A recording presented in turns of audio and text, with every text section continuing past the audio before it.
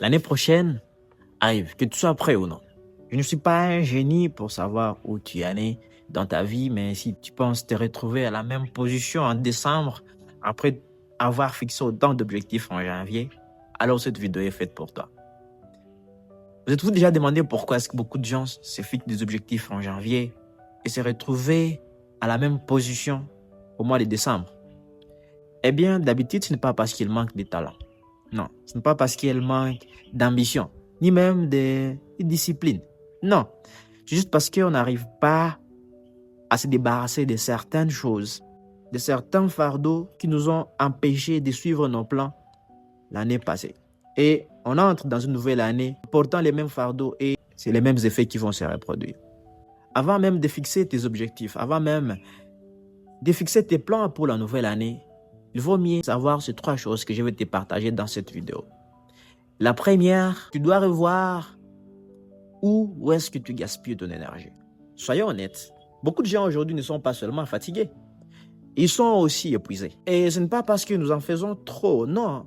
Au contraire, c'est plutôt parce que nous donnons trop. Chaque fois que nous disons oui alors que nous pensons non, chaque fois que nous pensons pouvoir prendre 1 minute sur notre écran en train de défiler des messages et que la minute en question se transforme à 2 heures, chaque fois que nous repassons en boucle une conversation qui a mal tourné et que nous ne pouvons pas changer, alors ce n'est pas étonnant que nous soyons épuisés. Nous passons plus de temps connectés au bruit ambiant d'ici et là qu'en nous-mêmes. Et nous voilà épuisés à la fin de la journée. Mais voici le problème. Le repos seul ne suffit pas toujours pour soigner ce genre de fatigue. Car elle n'est pas seulement physique. Elle est émotionnelle, elle est aussi mentale. C'est l'épuisement qui découle du poids excessif de ce qui, au départ, ne nous appartenait pas. Alors voici une chose, moi, qui m'aide, qui m'a aidé depuis un moment. Tout au long de la journée, je fais une pause. Je calme le jeu. Je me pose une question. Où va mon énergie en ce moment? La réponse a toujours été surprenante, je l'avoue. La plupart du temps, la moitié des choses qui me volent mon énergie ne sont pas des urgences. Non, elles ne sont pas vraiment des urgences. Ce sont des habitudes. Et je peux vous garantir qu'une fois vous les avez repérées, vous pouvez alors commencer à colmater les brèches. Vous établissez des limites plus claires. Vous protégez votre attention, mais pas seulement. Vous cessez aussi de vous investir dans les choses qui ne vous ressourcent jamais. Peut-être que c'est une relation toxique qui ne t'amène nulle part. Peut-être que c'est des amis qui ne cessent de sucer ton énergie inutilement. En aucun cas, ils ne t'aident pour avancer. Et peu importe les plans que tu te sois fixés, ils sont là pour te ramener vers le bas. Peut-être que c'est le défilement incessant sur ton téléphone. Alors que tu dois te concentrer sur une tâche, te voilà être en train de scroller sur Internet, sur TikTok, et tu oublies tout ce que tu as prévu. Toutes les fois que tu n'arrives pas d'abord à dégager de ton environnement ce genre de choses, ce genre des distractions qui sont en train de consommer inutilement, qui sont en train de prendre inutilement ton énergie, alors il n'y a aucune astuce qui puisse t'aider à gérer tes plans, à atteindre tes objectifs. Parce qu'effectivement, tu seras en train de perdre l'énergie qui t'est utile pour suivre tous les plans que tu aurais fixés. Et quand vous arrivez à faire tout ça, peu à peu, vous réalisez que vous n'avez jamais manqué d'énergie. Vous réalisez surtout que vous la donniez simplement à tout, sauf à vous-même. Vous pouvez par exemple choisir d'investir à vous dans votre développement personnel. Par exemple, moi, toutes les fois que je n'ai pas vraiment grand-chose à faire, j'essaie un peu de m'investir dans, par exemple, la création de contenu. Par exemple, le montage vidéo. Par exemple, l'apprentissage d'une aptitude quelconque que je considère nécessaire pour m'aider à atteindre mes autres objectifs. C'est comme ça que vous arrivez à canaliser toute votre énergie dans les plans que vous êtes fixés. Sinon, rien ne change. La deuxième des choses, c'est de choisir votre moment de calme. Juste une simple question.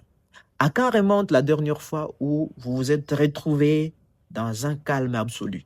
Pas de musique, pas de téléphone, aucun message, aucune notification ne vous dérange, juste le calme.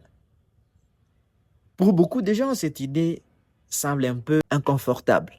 Nous sommes tellement habitués aux distractions constantes que lorsque le silence s'installe enfin, notre esprit s'emballe.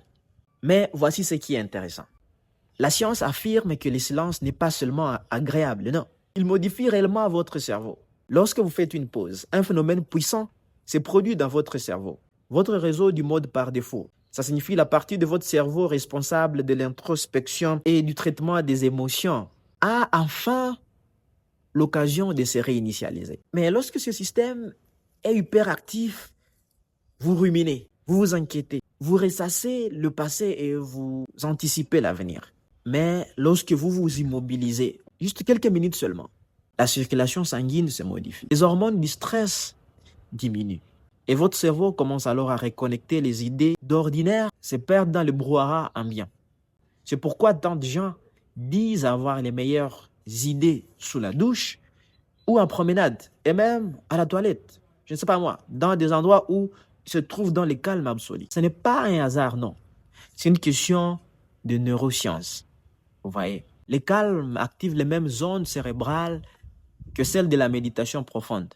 Quand vous méditez, votre esprit cesse de s'agiter et commence à intégrer. Vous commencez à voir plus clairement. Surtout, à sentir votre propre voix intérieure dans le calme. Vous commencez à entendre votre intuition. Cette petite voix intérieure qui a toujours été là, mais que trop souvent l'on ignore. C'est là le véritable don du calme. Le calme est bon. Il ne se contente pas de calmer votre esprit. Il vous redonne plutôt de la clarté. Alors aujourd'hui, prenez 5 minutes, 10 minutes, 30 minutes. Pas de musique, pas de défilement sur le téléphone, pas de podcast, rien. Juste vous en train de vous écouter et remarquer ce qui apparaît. La troisième chose qu'il faut faire, c'est de vous pardonner. Pardonner à vous-même. Avant toute chose, avant de commencer de nouveaux plans, avant de fixer de nouveaux objectifs, ayez le temps de vous pardonner. Voir ce qui n'a pas marché et continuer. Après, vous êtes pardonné. Dites-moi si l'un de ces sentiments vous rappelle quelque chose. Accusation, rumination, culpabilité, regret.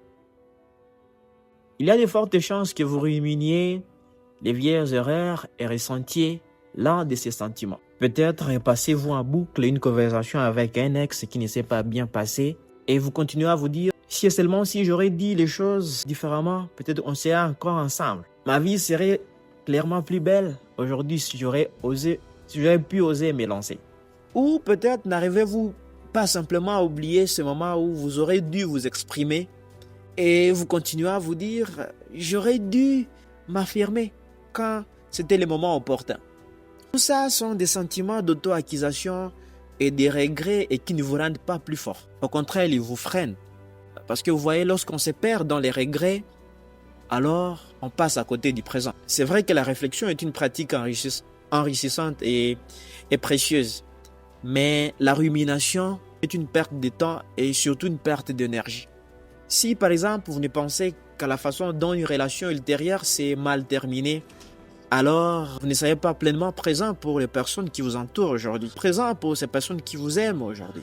Si par exemple vous ne voyez que les portes que vous n'avez pas franchies, alors vous risquez de passer à côté des opportunités qui s'offrent aujourd'hui. Ce que vous devez faire, c'est vraiment de vous pardonner. Vous pardonner de ne pas avoir été un partenaire, de ne pas avoir été un employé, de ne pas avoir été une personne parfaite et vous ouvrir à la croissance. Trop de fois, nous considérons l'auto-pardon comme une faiblesse. Comme si se pardonner signifiait ne pas prendre ses erreurs et ses défauts au sérieux. Mais c'est tout le contraire. Comprenez-moi bien.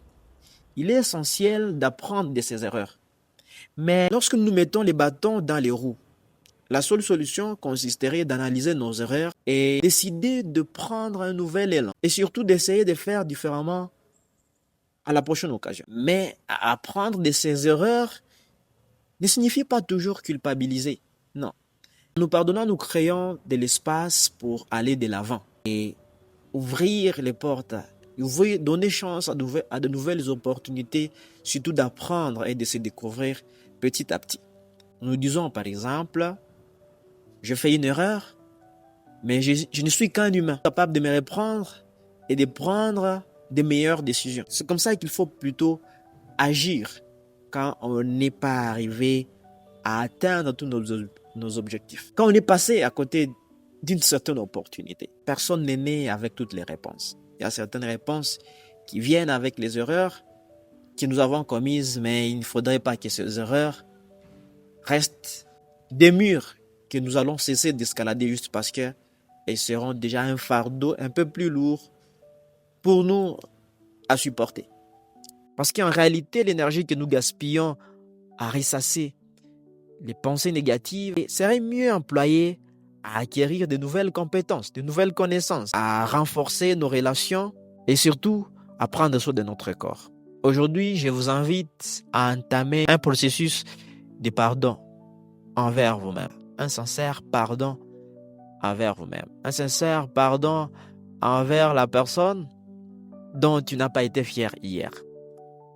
Parce que si tu continues à porter tous ces fardeaux de toutes les erreurs du passé, alors c'est sûr que les plans d'aujourd'hui vont être difficiles à mettre en œuvre. Vous vous devez la possibilité d'avancer. Vous vous devez le pardon. Ne pardonnez à personne d'autre avant de vous pardonner vous-même. Toutes les fois que vous vous pardonnez vous-même, vous donnez place à un nouveau départ, des chances, à des réussites de tous les plans que vous allez vous fixer. Voilà, c'est tout ce que j'avais à te partager aujourd'hui. Si vous arrivez des fois de vous sentir un peu confus dans votre propre imagination, alors cette vidéo ici pourrait bien vous intéresser. Au revoir et à la prochaine.